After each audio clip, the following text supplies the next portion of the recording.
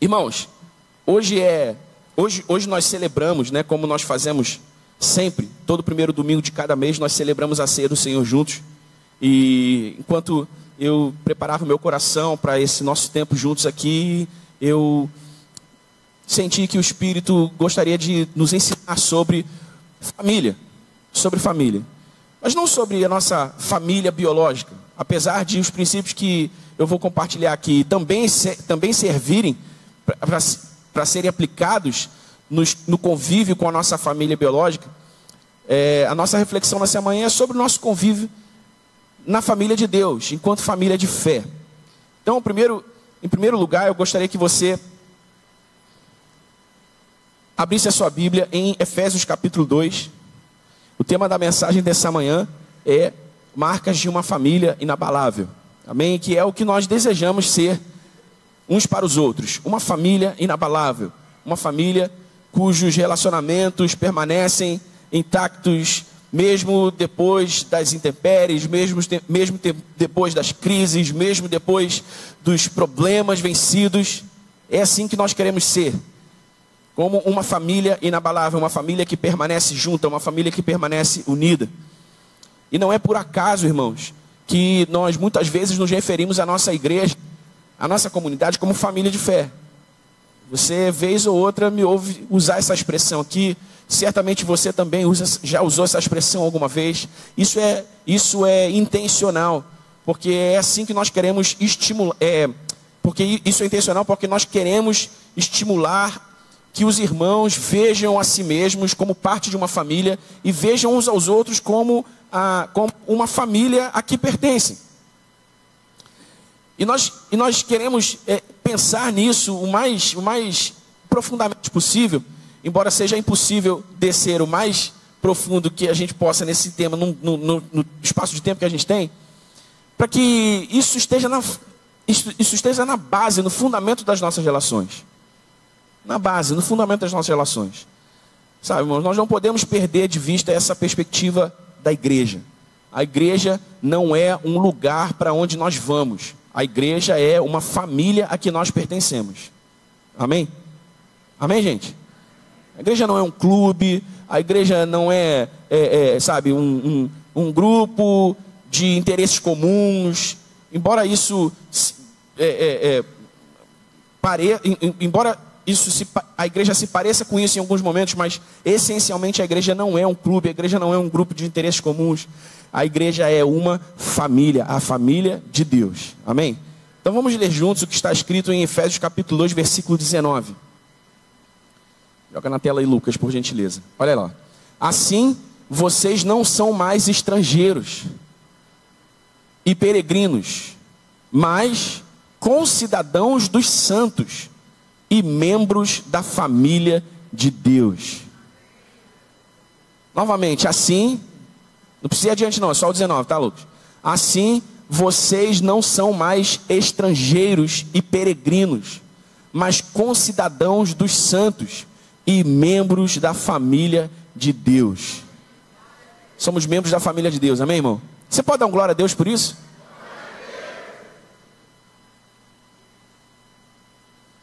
Em João, capítulo 1, versículo 12, se eu não me engano, não sei se o endereço está certo, mas o apóstolo João diz que a todos aqueles que creram em Jesus, foi-lhes dado o direito de serem feitos filhos de Deus. Se nos tornamos filhos de Deus, nos tornamos irmãos de Jesus Cristo e nos tornamos irmãos uns dos outros. Isso é maravilhoso, não é, irmão? Isso é maravilhoso. E isso não é subjetivo, isso não é só uma ideia, isso não é poesia teológica, isso é verdade. Isso é a verdade. E nós precisamos entender essa verdade, nós precisamos entender a natureza dessa verdade, nós precisamos entender onde nós nos encaixamos nessa verdade enquanto ela está se desenrolando como a nossa verdade, a verdade sobre a igreja. Então eu quero refletir com você a partir desse versículo e alguns outros que nós vamos ler aqui, algumas marcas de uma família inabalável. A primeira marca de uma família inabalável é que famílias inabaláveis constroem relacionamentos baseados na verdade. famílias inabaláveis constroem relacionamentos baseados na verdade. Foi Jesus mesmo quem disse: eu sou o caminho, eu sou a verdade e a vida, ninguém vem ao Pai a não ser por mim. E a partir dessa afirmação de Jesus, nós podemos pensar que na vida, de um modo geral, a verdade sempre será o caminho pelo qual Jesus nos levará ao Pai. Amém, irmãos? Jesus disse: ninguém vê ao Pai a não ser por mim, ou seja, é por meio de Jesus. E ele disse: eu sou o caminho, ou seja, o próprio Jesus é quem nos conduzirá ao Pai por esse caminho. Esse caminho é a revelação da sua própria vida. Esse caminho é a revelação do seu coração, da sua mente, do seu propósito. Esse caminho é a revelação de si mesmo que Ele vai nos dando enquanto nós crescemos como família e estamos em comunhão com Ele. Então a verdade sempre será o caminho pelo qual Jesus nos levará ao Pai. E a primeira coisa que nós precisamos entender para sermos juntos uma família inabalável para o Senhor é que nós precisamos deixar que Jesus nos conduza através da verdade. Não só ao Pai no sentido literal, no que se refere à volta de Jesus para buscar a sua igreja, mas também a como nós nos relacionamos uns com os outros, como nós lidamos uns com os outros, como nós nos conectamos e somos igreja juntos, somos família de Deus juntos, durante o tempo que leva à volta de Cristo. Nós precisamos deixar que Jesus nos conduza através da verdade. Por isso nós precisamos construir relacionamentos baseados na verdade sempre. Sempre, irmãos. O que eu gosto de pensar é que a igreja precisa ser esse lugar onde nós nos sentimos à vontade para ser quem nós somos realmente. Sabe, a igreja não pode ser um lugar onde nós estamos tentando parecer ser quem nós não somos de verdade para impressionar os nossos irmãos, ou para não nos expormos, ou para não expormos as nossas fraquezas. A família é um lugar onde nós não conseguimos fingir ser que nós não somos por muito tempo. Você concorda comigo? Eventualmente, nós até conseguimos... Obrigado, irmão. Eventualmente, nós até conseguimos maquiar. Eventualmente, nós até conseguimos fingir, porque essa é a expressão mesmo. Fingir que as coisas... fingir que as coisas que não estão bem, ou que não vão bem, vão... né? Fingir que está tudo no lugar, que está tudo certo. Por algum tempo, eventualmente, a gente consegue. Mas a gente não consegue por todo o tempo. É ou não é verdade, irmão? A gente não consegue por todo o tempo. E enquanto eu pensava nisso e formulava essa mensagem, eu me lembrava de alguns momentos da minha vida ali, saindo da adolescência, já entrando na juventude ali, quando eu chegava em casa, ou aborrecido, ou frustrado com alguma coisa, ou chateado, ou quando a semana não era boa por algum motivo, eu me lembro que a minha mãe ou meu pai sempre já sabiam pelo nosso movimento, pelo nosso olhar. E geralmente meu pai usava essa expressão, né? O que está pegando? Aí tu tentava esconder. Não, tá tudo bem, tá tudo bem. Aí deixava para lá. Mas você não conseguia fingir por muito tempo. Daqui a pouco vinha a mãe, vinha o pai de novo, e aí, o que está pegando? Uma hora você abriu o coração. Eu, no caso, né? Uma hora eu abri o coração. Por quê? Porque a gente não consegue, a família é um lugar onde a gente não consegue fingir ser quem nós não somos por muito tempo. Então, irmãos, como é que a gente consegue fazer disso? Como é que a gente consegue fazer disso uma verdade para nós? Porque, veja bem, nem sempre uma verdade é uma verdade nossa. Nem sempre uma verdade para nós. Por quê? Para que essa verdade seja nossa, seja uma verdade em nós, nós precisamos nos apropriar dela e nós precisamos manifestá-la intencionalmente através do modo como nós agimos. Então a pergunta que eu fiz e vou fazer de novo é: como é que nós tornamos isso uma verdade para nós, uma verdade nossa? Como é que a gente pode construir relacionamentos baseados na verdade? A gente não pode considerar que fingir, considerar que a mentira, considerar que, sabe, a omissão é uma alternativa para nós. Então, você precisa encontrar na comunidade aqueles irmãos, aquelas irmãs que serão para você esse porto seguro, onde você pode ancorar o barco da sua vida e abrir o seu coração e falar de como você está e falar. E eu quero aproveitar e abrir um parêntese aqui para falar das nossas conexões. O melhor lugar que nós temos hoje, no contexto da nossa igreja, no contexto da igreja central, para construir relacionamentos baseados na verdade, são as nossas conexões. Quantos de vocês aqui não estão em nenhuma conexão ainda?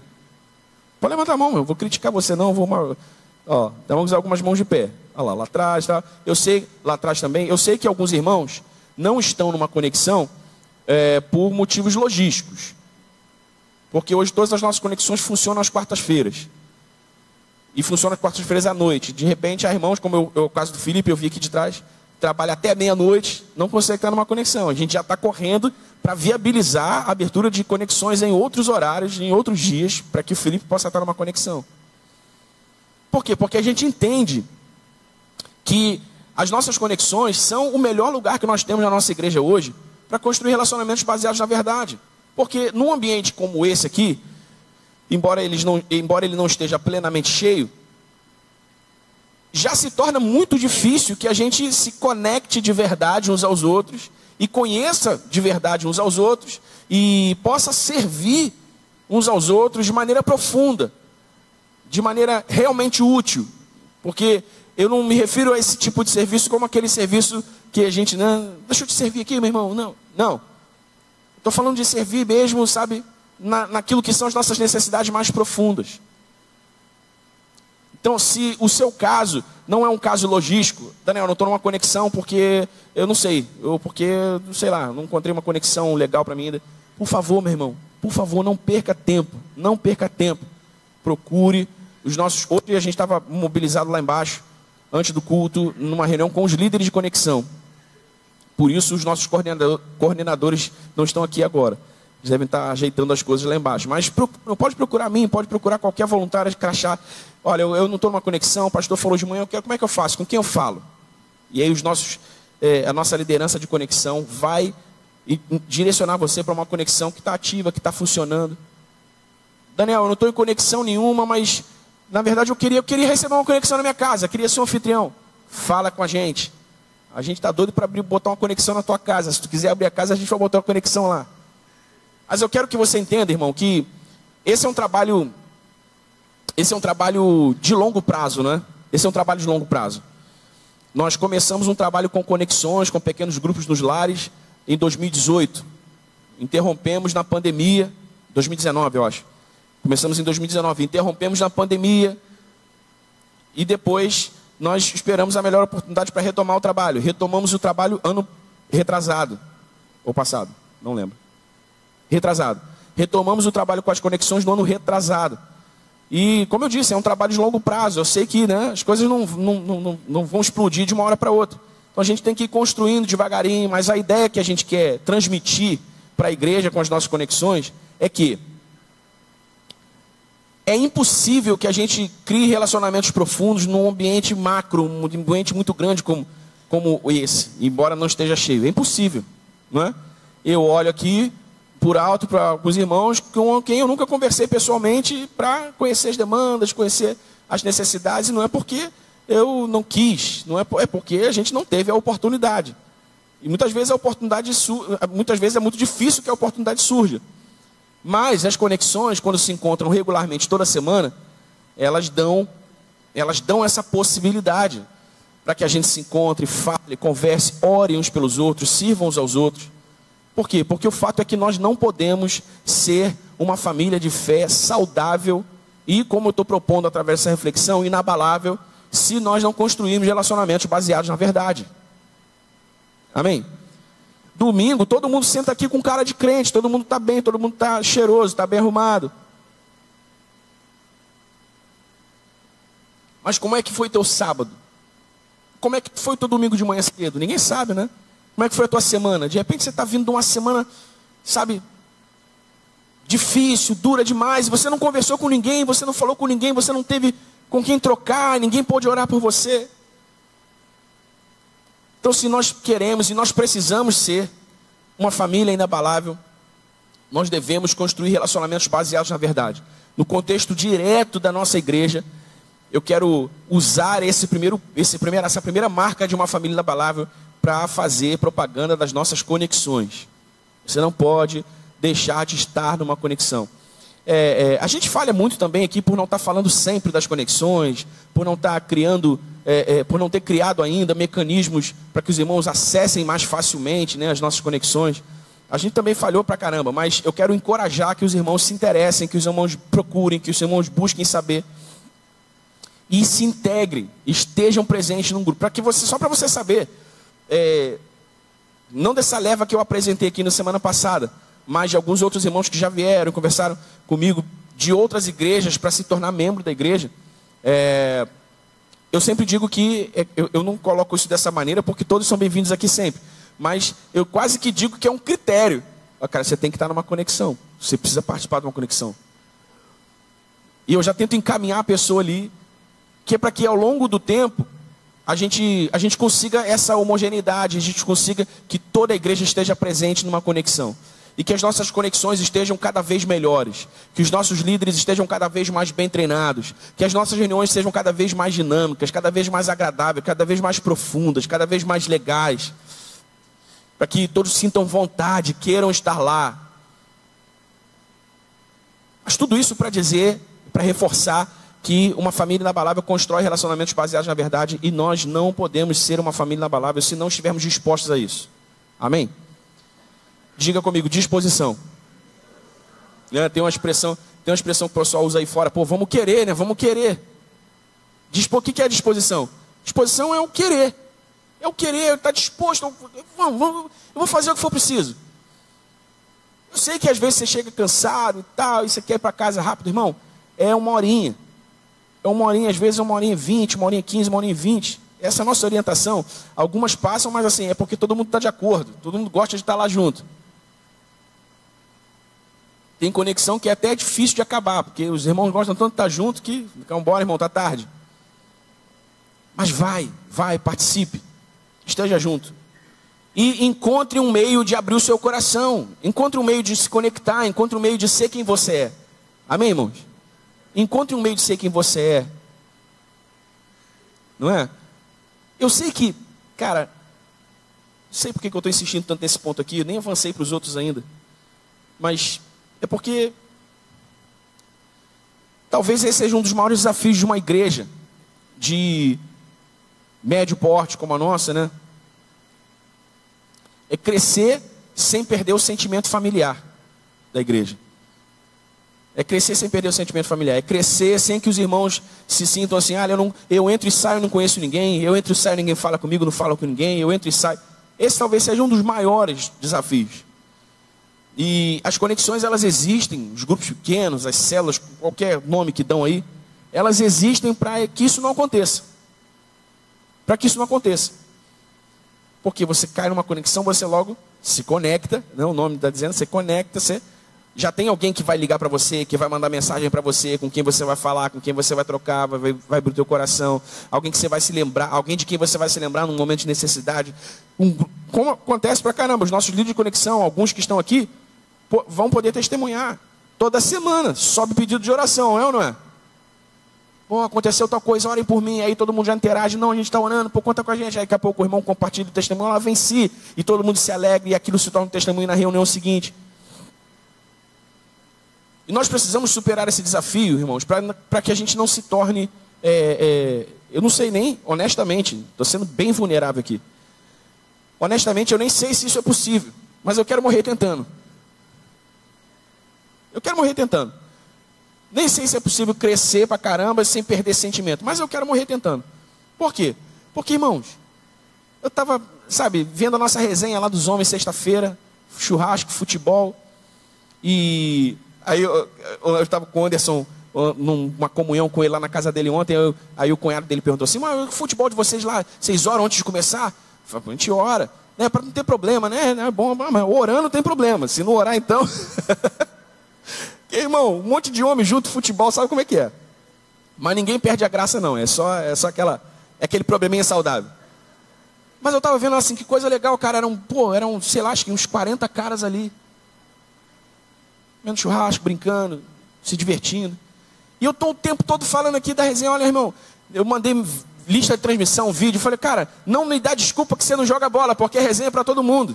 Se você não joga bola, encosta lá, come churrasco, conversa, fica com a galera lá. E foi um montão de gente, nem chuteira levaram. Foi um montão só para ficar lá comendo carne, fazendo comunhão lá. Que coisa gostosa, que coisa boa. O mais importante não era o futebol, o mais importante não era o churrasco, o mais importante era estar junto. Era estar junto.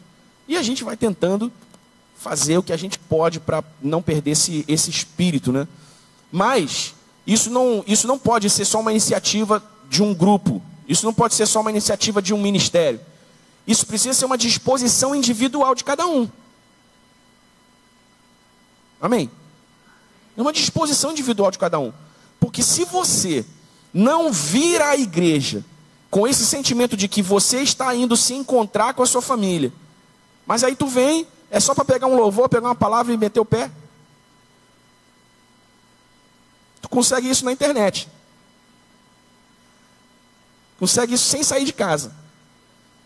Mas se tu vem, claro, tem um ambiente, né? Faz toda a diferença, mas se tu vem sabendo que você não está indo para um lugar. Eu estou indo para um evento. Não, você está indo se encontrar com a sua família. Amém, irmãos? Então isso é muito importante. Construir relacionamentos baseados na verdade. Do tipo assim, ó, eu não estou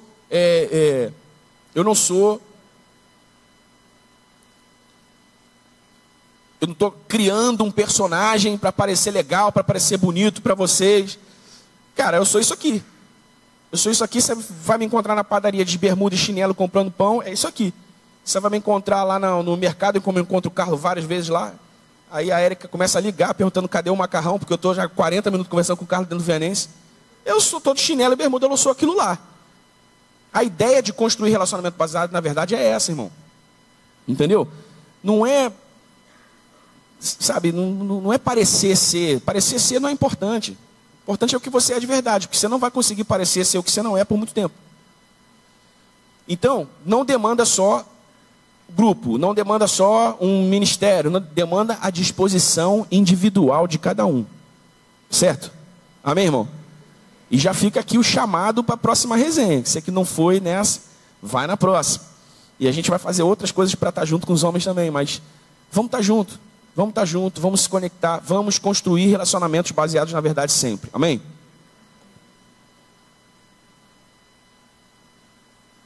Segunda marca de uma família inabalável é que famílias inabaláveis são rápidas para resolverem suas questões. Joga na tela aí, Lucas, por favor, Provérbios capítulo 16, versículo 14.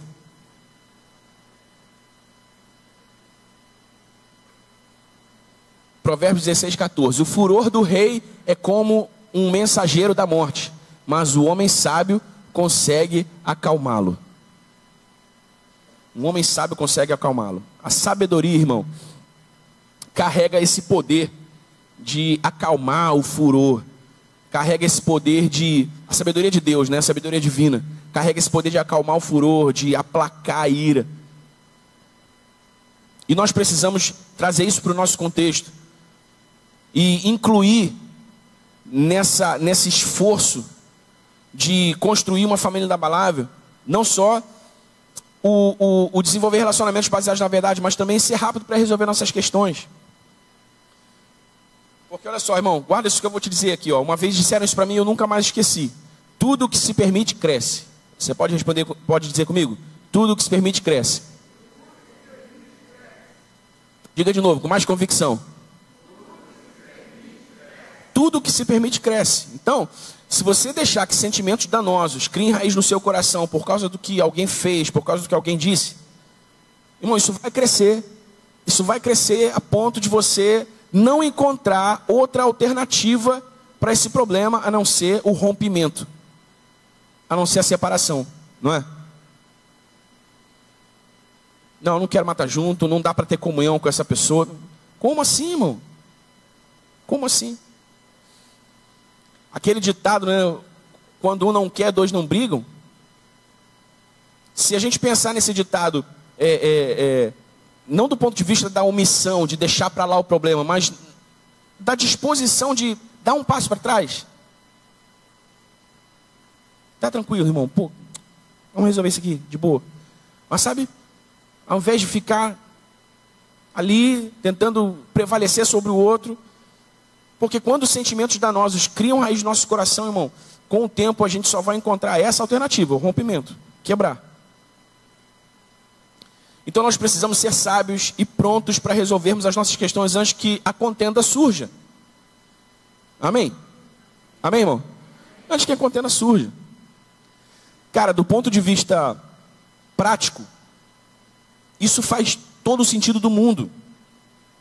Porque olha só, se eu tenho um entreveiro com alguém, e eu tomo a iniciativa de, debaixo da sabedoria divina, ir lá e resolver rápido esse negócio, no amor de Cristo.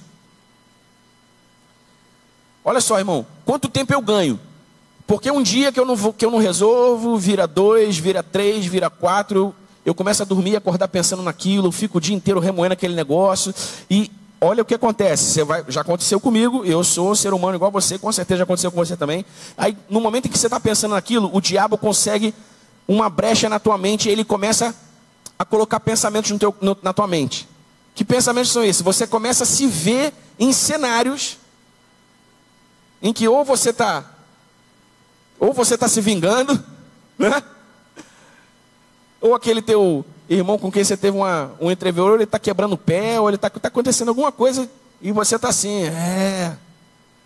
O diabo começa a colocar cenários, e você começa a viajar naquilo. Olha quanto tempo você está perdendo, e quanto tempo você está permitindo, e por quanto tempo você está permitindo que esses sentimentos, que essas ideias, que esses cenários cresçam dentro de você. Isso faz mal a quem? Faz mal a quem? Faz mal só a você, irmão. Então é até uma questão de inteligência, né? Por isso que a Bíblia diz, o sábio tem o poder de acalmar, de apaziguar, Então assim, seja rápido para resolver as tuas questões. Isso serve para os teus relacionamentos em casa, com a tua família biológica, serve aqui para a igreja também. Sabe, eu ainda não estou totalmente aperfeiçoado nessa arte não, irmão. Mas eu me esforço pra caramba. Às vezes acontece alguma coisa saiu do lugar. Principalmente como pastor, como líder, né? Você está tendo sempre que aparar uma aresta, falar uma coisa, corrigir outra. Mas quando vem o meu conhecimento, cara, é rápido. Eu mando uma mensagem rápida de WhatsApp. Cara, preciso falar contigo, já tem um tempinho para eu te ligar? Porque eu não quero ficar estendendo conversa por WhatsApp. É fácil do outro não entender o que você falou. É fácil do outro não interpretar errado o que você escreveu. Eu falei assim, cara, eu quero te ligar. Se der para fazer uma chamada de vídeo, melhor ainda. E eu tento resolver o mais rápido possível. Alinhar, ajustar ali o mais rápido possível. Para não dar chance nem que no meu coração e nem que no coração do meu irmão, esses sentimentos danosos cresçam. Porque só faz mal a gente mesmo. E a gente não cresce na sabedoria do Senhor. Então guarde isso aqui, irmão. Tudo que você permite cresce. Então o que você precisa fazer? Você precisa proteger o seu relacionamento do Senhor. Toda programação maligna é destruir o que Deus está edificando. Por isso que o salmista diz, se o Senhor não guardar a casa, em vão vigia a sentinela. Porque olha só, o Senhor guarda, mas a sentinela vigia. Amém? Se a sentinela descruzar o braço, o Senhor, tá bom, o trabalho é todo meu. Então, você não pode acreditar que o Senhor vai fazer o teu trabalho. Amém? O Senhor vai fazer o que é nossa responsabilidade. Nossa responsabilidade qual é? É vigiar, é cuidar, é proteger.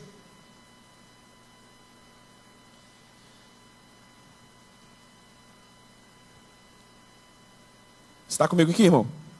Então olha só, construir relacionamento baseado na verdade. Se conectar, se integrar, procurar, ter a disposição individual de encontrar o caminho, do coração do teu irmão. Segundo, ser rápido para resolver as questões. Não deixa passar tempo. Terceira marca de uma família inabalável. Famílias inabaláveis usam a palavra com sabedoria. Provérbios 18, 21, Lucas. Esse é bem conhecido. A morte e a vida estão no poder da língua. Quem bem a utiliza, come do seu fruto.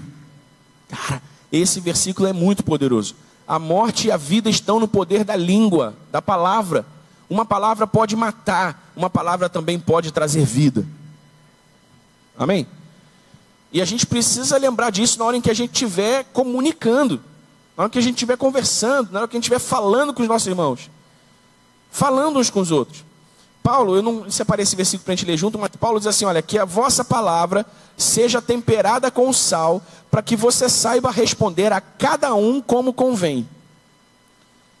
Preste atenção na construção dessa frase, na construção dessa sentença. Para que você saiba responder a cada um como convém, ou seja, cada um tem um jeito de ouvir.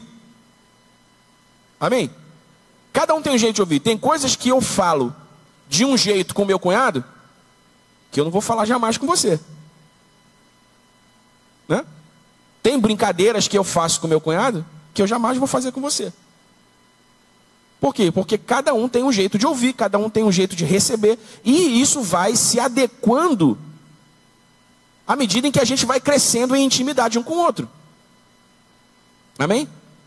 E aí Paulo diz, então, que a tua palavra seja temperada com sal. O que ele está querendo dizer? Você precisa usar a tua palavra com sabedoria, você precisa usar a tua palavra com equilíbrio. Por quê? Porque se tu usar sal demais na comida, ela fica ruim, você não quer comer. Se tu usar sal nenhum na comida, ela também fica ruim, tu não quer comer. Então tem que ter o sal no ponto ali. Para quê? Para que seja palatável, para que seja gostoso para todo mundo. Então que a tua palavra seja temperada com sal. Que você, bota de novo o provérbio, Lucas. Que você saiba usar o poder que há na sua língua, para que você sempre gere vida e nunca morte. Amém? E de novo, eu estou falando de relacionamento interpessoal aqui. Eu estou falando do campo mais difícil que existe na face da terra. Do campo mais difícil de batalhar na face da terra, que são os relacionamentos. Porque é gente, é ser humano. E o ser humano muitas vezes é imprevisível. Cada ser humano é de um jeito. Você acha que vai num, de um jeito, não funciona. Você acha que não pode ir no outro e quando você viu funcionou. Então você tem que ter a disposição sempre. As nossas palavras têm poder para dar vida ou morte, saúde ou doença, graça ou condenação. Eu lembro de casos, né? Eu não tenho aqui nenhum caso recente, me ocorreu agora inclusive, para mencionar, mas há casos, há registros de casos de casos de enfermidade física que foram casos de enfermos que foram curados fisicamente por causa de palavras. Pessoas que tinham relacionamentos quebrados há muitos anos e estavam enfermas. E quando houve reconciliação, quando houve perdão e reconciliação, as pessoas começaram a ficar curadas, a ficar boas. Olha só, eu conheço uma história, isso há muitos anos, lá no começo dos anos 80, quando o HIV era uma novidade no mundo, né? Eu conheço a história de um cara que era forte, que era musculoso, e que ele recebeu um diagnóstico de HIV, um diagnóstico errado. Ele recebeu um diagnóstico de HIV. O que aconteceu? O cara acreditou naquilo, começou a ficar doente. Ele começou a ter os sintomas. O que aconteceu? Naquela época, essa doença era exclusivamente associada à relação homoafetiva. A esposa separou dele porque achou que ele tinha relação com outro homem. E ninguém sabia muito bem o que né? Era uma novidade. E o cara foi ficando doente. Emagrecer. De repente, fulano, corre lá, chama o fulano. Pede para ele ir na enfermaria. O cara era militar. Pede para ele ir na enfermaria. Chegou na enfermaria. O que houve? Cara, teu exame está trocado, está errado. Você não tem HIV. O que aconteceu dali para frente? O cara começou a ficar bom. Ficou alegre, começou a ficar bom, os sintomas apareceram, começou a ficar forte de novo, retomou a vida. Ou seja, o cara nunca teve doente. Mas por causa de uma palavra, cara, você tem HIV. O cara começou a morrer. Olha que loucura. Olha a verdade desse versículo na vida comum das pessoas. E às vezes não é só doença emocional não, né? Porque a gente pensa, fica doente, por causa de uma palavra é emocional. Às vezes é até físico mesmo, irmão. Então você precisa entender que isso é verdade. Você precisa usar as suas palavras com sabedoria. Amém?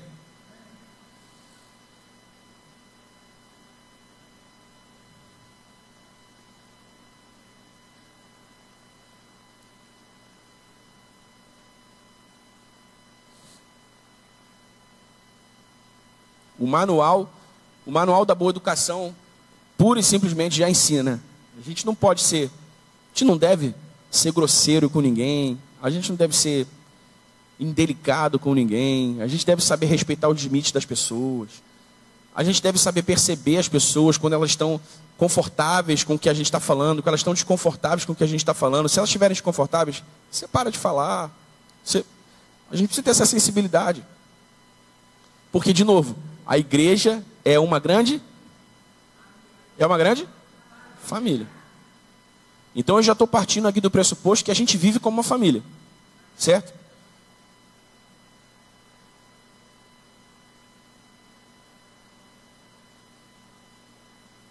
Acabando já. Próxima marca de uma família inabalável. Famílias inabaláveis protegem seus corações e cultivam a paz em seus relacionamentos. Cultivar a paz. Construir relacionamento na verdade, ser rápido para resolver as questões. Usar a palavra com sabedoria. Cultivar a paz nos relacionamentos. É preciso olhar e perceber e agir contra tudo que contamina o nosso coração sobre a família de Deus, sobre a igreja, sobre uns aos outros. Porque os nossos irmãos não são os erros que eles cometeram, os nossos irmãos não são os erros que eles irão cometer, os nossos irmãos não são as crises pelas quais certamente eles passarão. Os nossos irmãos são aqueles a quem Deus escolheu amar através de nós. Amém? A regra de ouro dos relacionamentos está lá em Mateus 7,12.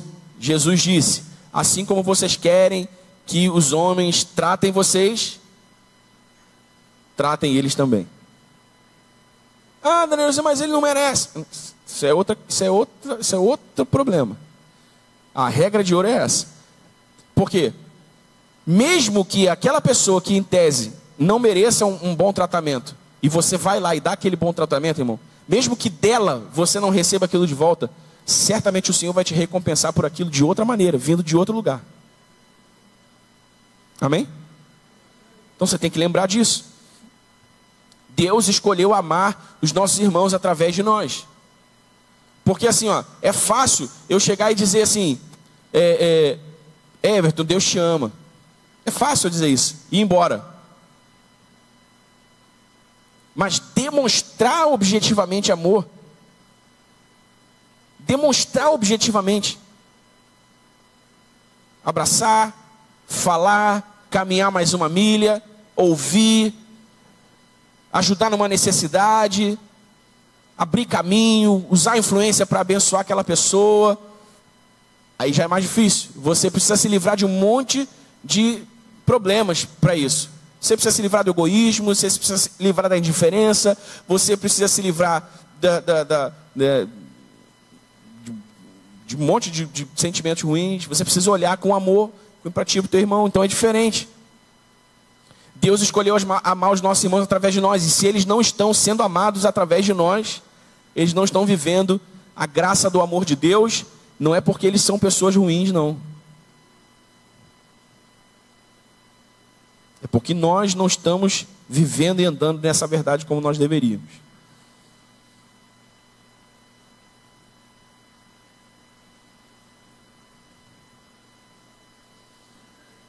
Sobre cultivar a paz, irmão, é importante a gente lembrar que cultivar a paz é diferente.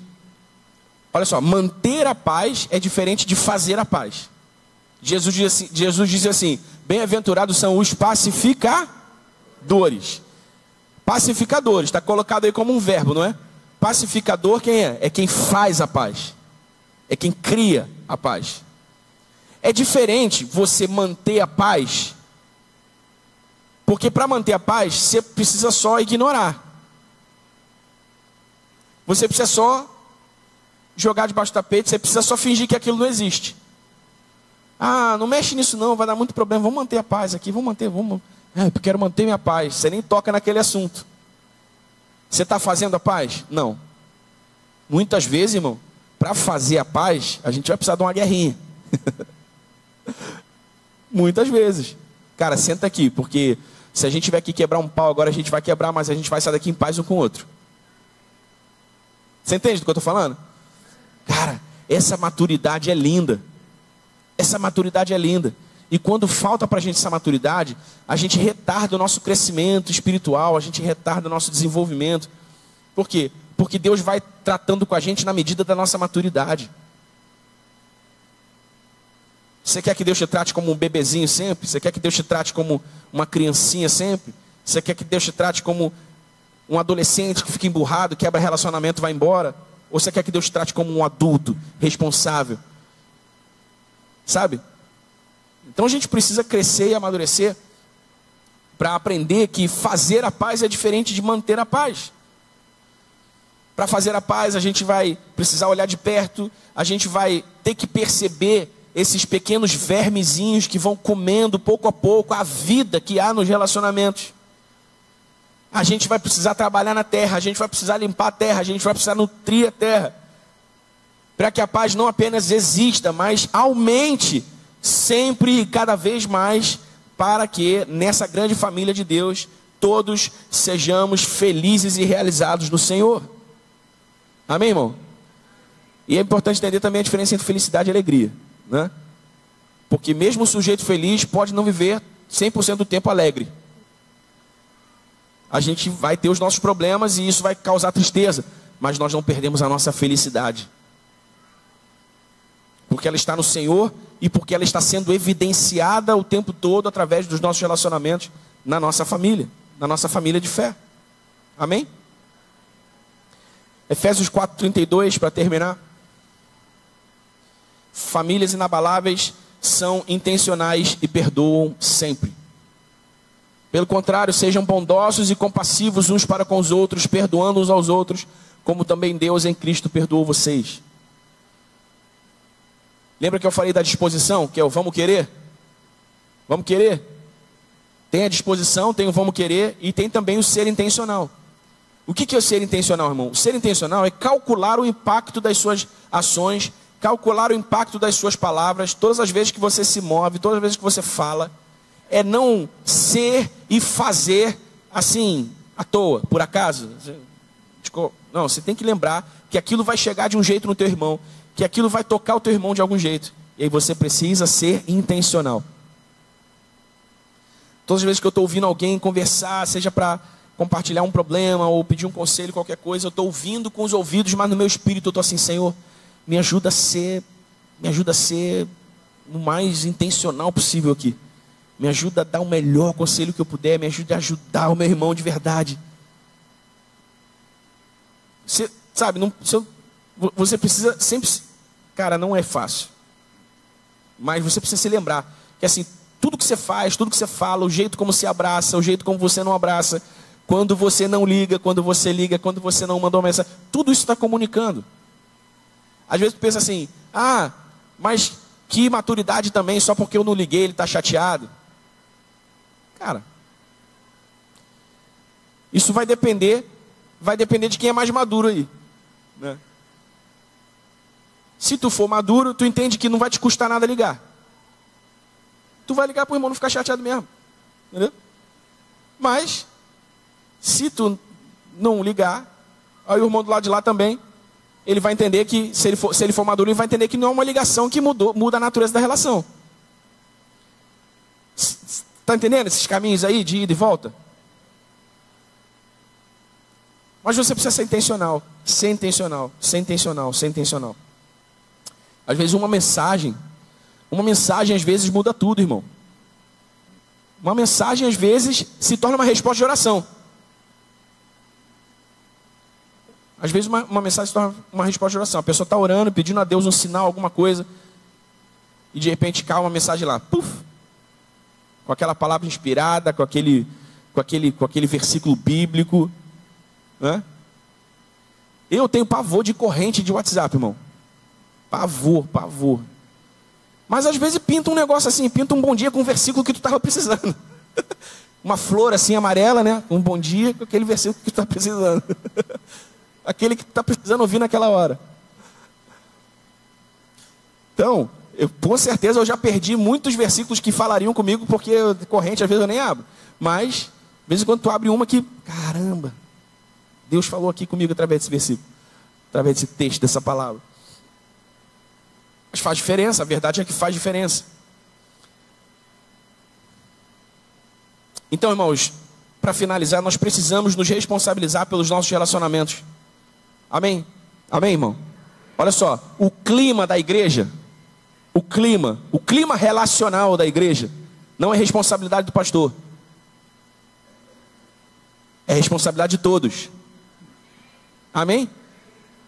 Por quê? Porque eu vou me relacionar, eu vou me responsabilizar individualmente pelo modo como eu trato vocês individualmente. E também pelo modo como eu estou me comportando aqui agora. Mas, né? Você está entendendo o que eu estou falando? Então, o pastor não pode ser responsabilizado porque você não está lidando bem com o irmão do lado, da esquerda, da direita. O pastor está ensinando, o pastor está falando, o pastor está dando a direção aqui. Mas se tu não se move com o vamos querer, e se tu não se move com intencionalidade, cara, deixa eu ir lá para fazer acontecer. Deixa eu ir lá para fazer dar certo. Não funciona. Então a gente precisa se responsabilizar pelos nossos relacionamentos. A gente precisa estar disposto, a gente precisa ser rápido a perdoar sempre. A gente precisa saber que o perdão é um ato de fé e que nada tem a ver com os nossos sentimentos. Porque muitas pessoas usam esse argumento, né? Eu não estou pronto para perdoar. Não, quando eu estiver me sentindo melhor, eu perdoo. Não existe isso, irmão. Perdão é um ato de fé. O se sentir bem é uma outra coisa. Mas tu tem que perdoar agora, ontem.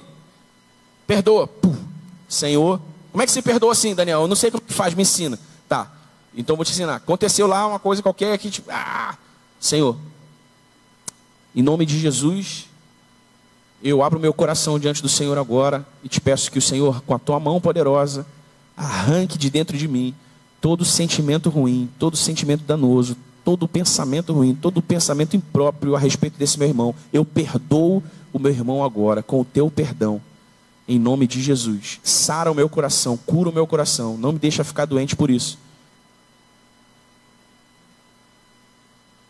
Não me deixa voar no pescoço do meu irmão. Em nome de Jesus, amém. Amém. Tu tá com raiva? Tá. Tu quer pegar ele na curva? Quer. Mas tu já perdoou. Já perdoou. Aí o Espírito vai tratando você, cuidando de você, tu começa a olhar para ele. Não tem necessidade de eu pegar ele, né? Não tem necessidade de eu pegar ele na curva. Não tem necessidade também da gente ficar brigando por isso aqui. Porque o Espírito já vai. Agora, qual é a porta que abre? Qual é a porta que se abre para o Espírito fazer esse trabalho? O perdão. Se tu não perdoa logo, a porta fica fechada. O que tu tem dentro de você? Que nem uma máquina. Só pensamento ruim, a tua alma trabalhando, né? A alma não quer perdão, por isso que eu falei que o perdão é um ato de fé, porque a alma não quer perdão, a alma quer vingança. Mas se tu perdoa na frente da alma, se tu perdoa antes que a alma se vingue, tu já está na vantagem, que agora o Espírito começa a trabalhar no teu coração, amolecer o teu coração e te deixar pronto para reconciliação. Amém? Pode ser, irmão, pode acontecer.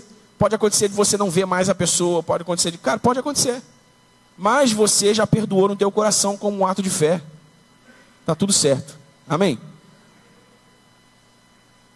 Quanto mais tempo a gente leva para perdoar, para liberar perdão, mais tempo o diabo ganha para levar a cabo os planos que ele tem. E eu disse há pouco, né? Que o trabalho do diabo é destruir o que Jesus está construindo. E Jesus construiu uma grande família, e o diabo quer destruir isso. E a única maneira de garantir isso é sendo sempre intencional no amor, perdoando uns aos outros, olhando para Cristo como nosso modelo. O que Filipenses, bota aí Lucas, Filipenses capítulo 2.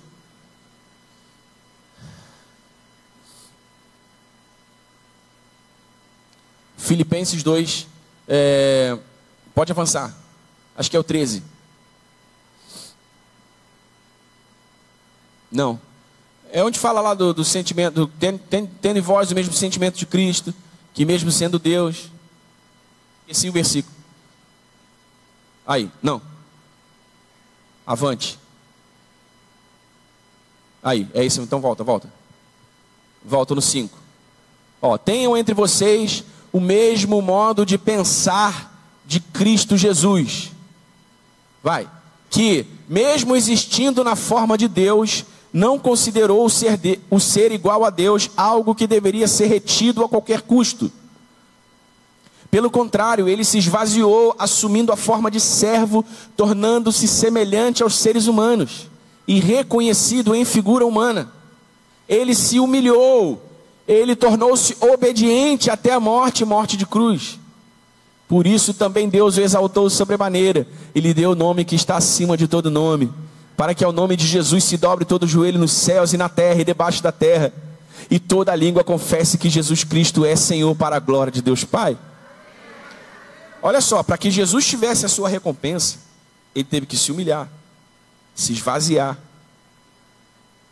Ele teve que decidir não se apegar ao fato de ser Deus. Muitas vezes você vai ter que decidir não se apegar à tua razão. Mas eu tenho razão, Daniel. Mas eu sei que eu estou... Mas você vai ter que decidir não se apegar a isso. Muitas vezes vai parecer uma humilhação para você. Presta atenção.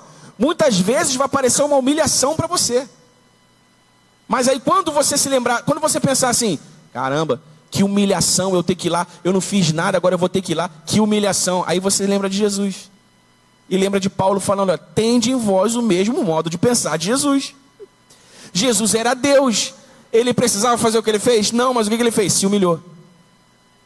Se Jesus se humilhou, irmão, tu está no salto para se humilhar, por quê? Vai lá, se humilha. Se humilha. Por quê? Porque todo aquele que se humilha diante de Deus, por ele será exaltado.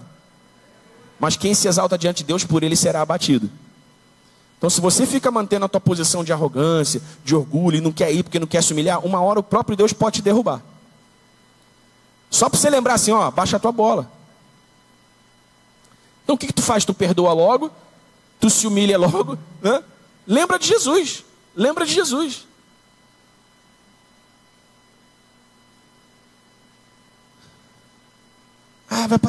Vai parecer que eu sou bobo. Mas daí, irmão?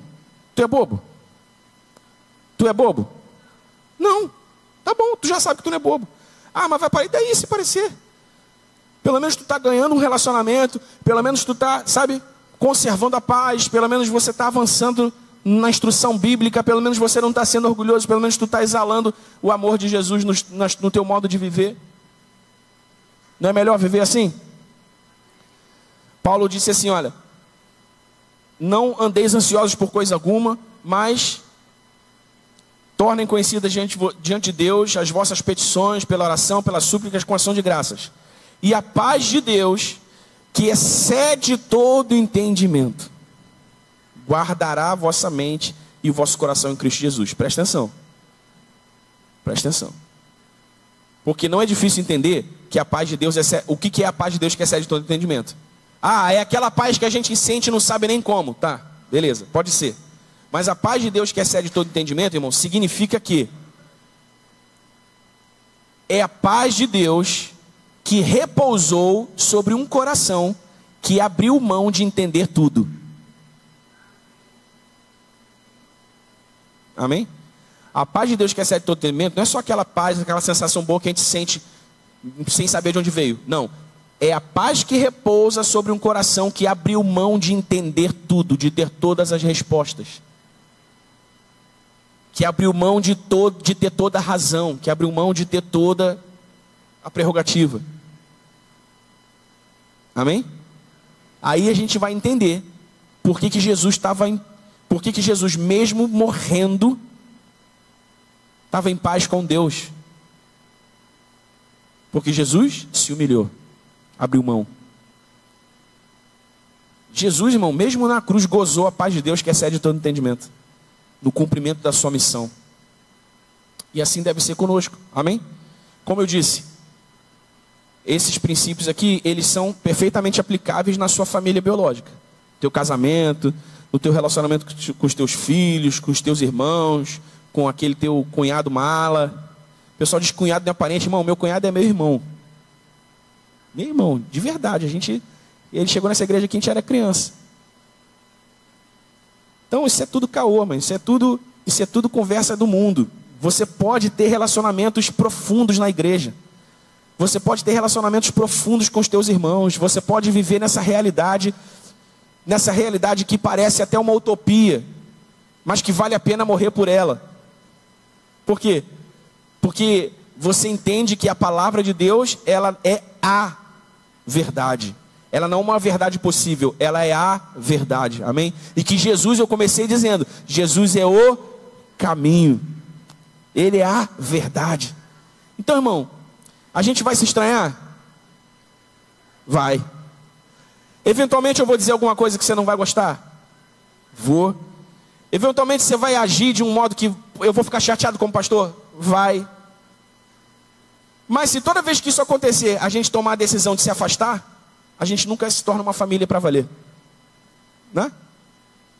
Então a gente toma a decisão de ser intencional, a gente toma a decisão de se humilhar, a gente toma a decisão de tomar a iniciativa. Não fica esperando. Não fica esperando, toma iniciativa. Toma iniciativa. Haveriam muitas outras coisas possíveis de serem ditas e refletidas sobre isso tudo, né? Mas eu acho que esses princípios, eles de alguma forma cobrem bem o que a gente precisa para ser uma família inabalável. Construir relacionamentos baseados na verdade. Falar, usar a palavra com sabedoria. Já fechei o computador, até eu abrir aqui agora e olhar. Me ajuda aí. Usar. Se eu estou falando para o vento, eu estou falando para as paredes? Vocês não guardaram nada do que eu falei, não? Primeiro princípio, construir relacionamentos baseados na verdade. Segundo princípio, ser rápido para resolver os dilemas, os problemas. Terceiro princípio, usar as palavras com sabedoria.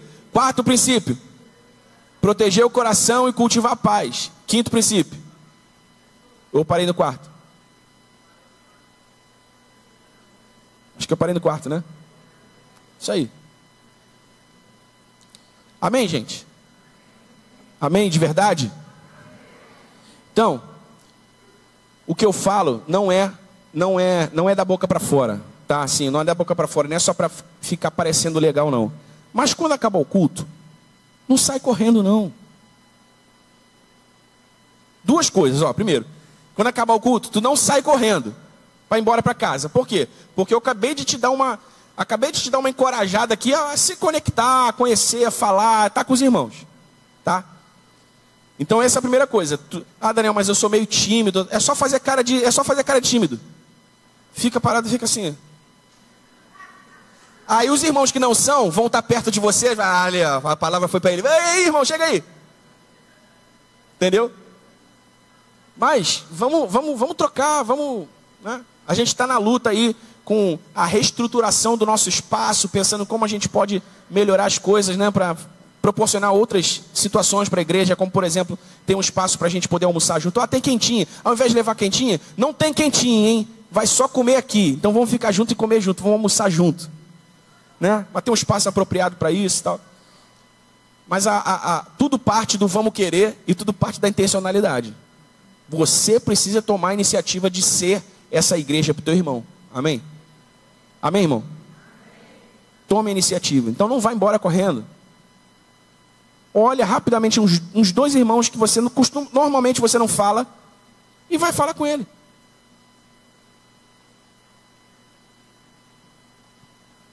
Aí você já vai. Se tu falar com alguém, se tu receber para te cumprimentar alguém que nunca fala contigo, tu já sabe que é o fruto da palavra aqui. Aí tu também já dá uma corda, já começa uma conversa. Certo? Amém, gente? Glória a Deus.